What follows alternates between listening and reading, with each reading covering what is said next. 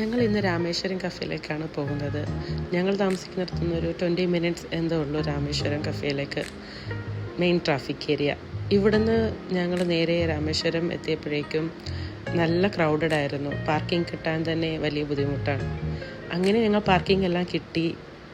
അവിടെ ചെന്നപ്പോഴേക്കും നല്ല നീണ്ട ക്യൂ ആയിരുന്നു. പിന്നെ ക്യൂ നിൽക്കുന്ന വീഡിയോ ഒന്നും ഞാൻ എടുത്തില്ല, മറ്റുള്ളവരുടെ പ്രൈവസി ബാധിച്ച്. അങ്ങനെ ഞങ്ങൾ രാമേശ്വരം കഫേയിലേക്ക് കയറി കുറച്ച് ഐറ്റംസൊക്കെ ഓർഡർ ചെയ്തു. എല്ലാം വെജാണ്, എന്നാലും ഓക്കെ, ടേസ്റ്റിയാണ്. കുറച്ച് ഐറ്റംസൊക്കെ ഞങ്ങൾ ഓർഡർ ചെയ്തു, കഴിച്ചു.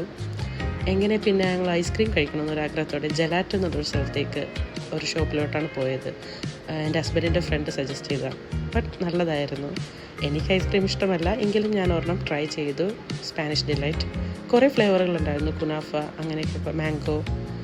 അങ്ങനെ ഞങ്ങൾ രണ്ട് ഐസ്ക്രീമാണ് ഓർഡർ ചെയ്തത്. അത് കഴിച്ച് കഴിഞ്ഞ് ഞങ്ങൾ നേരെ വീട്ടിലോട്ട് പോയി.